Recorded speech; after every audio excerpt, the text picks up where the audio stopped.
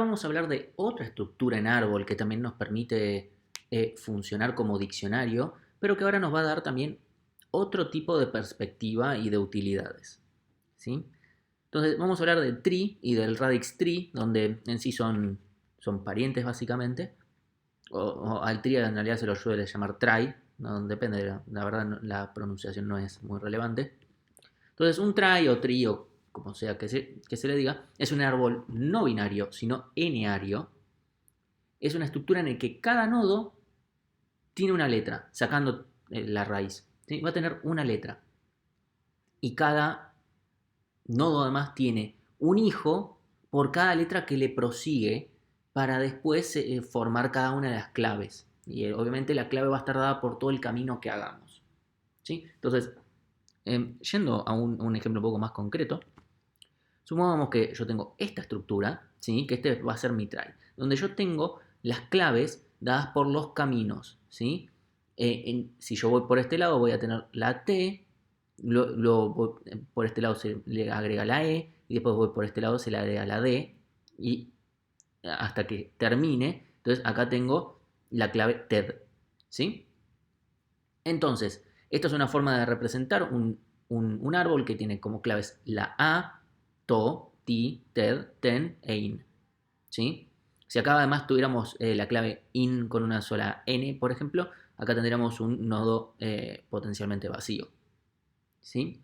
O sea, nosotros lo podemos pensar como un barra cero o como fuere que lo quisiéramos pensar. Pero ahí termina. Siempre termina en hojas.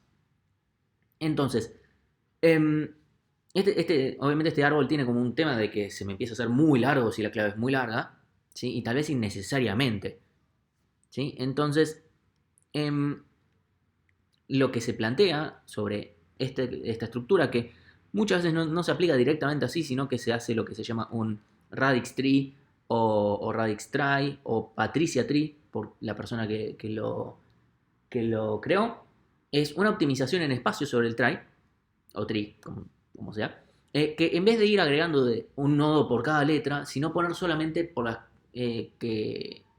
o sea, que solamente para lo que se vaya ramificando, ¿sí? Entonces, em, por ejemplo, en este caso que yo tengo estas claves, Romani, Romanus, Romulus, etcétera, empiezo con una R, ¿sí? Por eso, al principio va a tener un nodo que esté vacío, ¿sí? Que va a ser el padre. Entonces se bifurca cuando lo necesito, pero fíjense que no es que agrego una O, después agrego otro nodo para una M, y así, sino que tengo OM y del otro lado V, ¿sí? Y después diversifica y acá ya tiene humulus. Entonces yo tengo rom ulus. Esa sería la tercera clave. Romane y romanus. Y así con todo. Esto, por supuesto, es una optimización bastante buena en espacio. La parte mala que tiene es que, obviamente, hacer esto es un poco más. Hay que tener más cuidado y ciertas consideraciones a tener en cuenta cuando lo estamos implementando.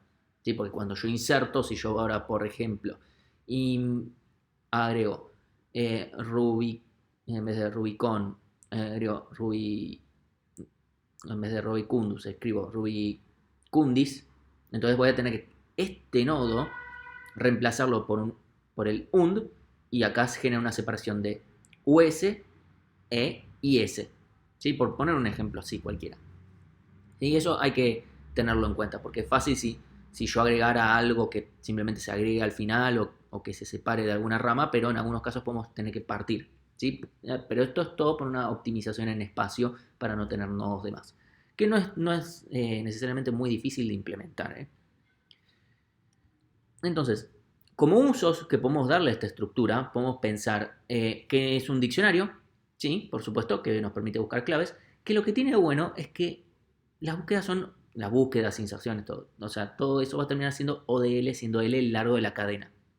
Cosa que muchas veces antes no considerábamos, pero en un árbol binario de búsqueda, el ODL del largo de la cadena lo tenemos porque tenemos que comparar claves, ¿sí? Para ver mayor o menor. Entonces siempre estamos recorriendo esa clave.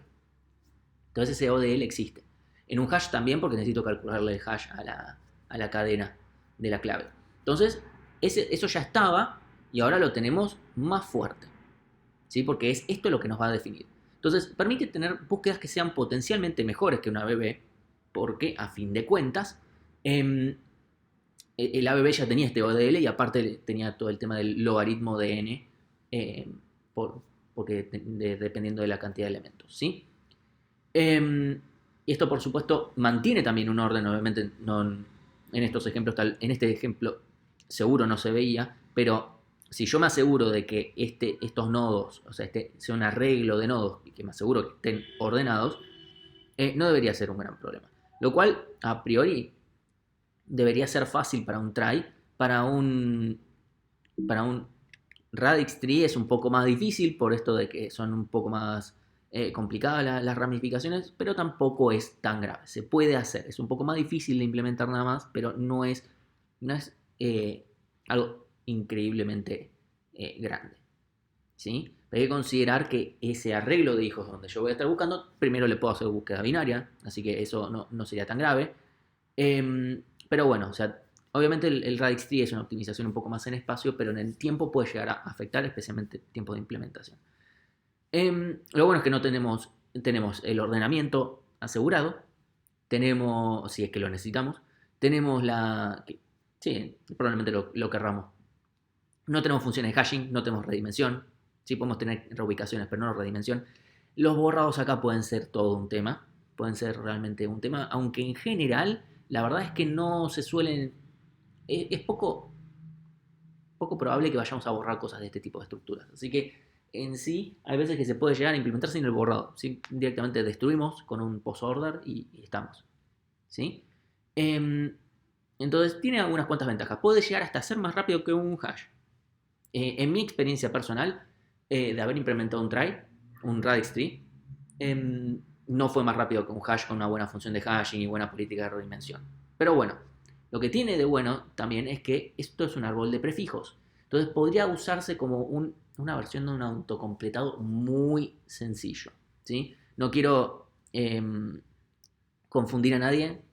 Los algoritmos de hoy en día que usan autocompletados no tienen nada que ver con este tipo de estructuras. Usan probablemente, depende obviamente de cada aplicación y todo, pero en general se usan técnicas de teoría de la información y potencialmente machine learning.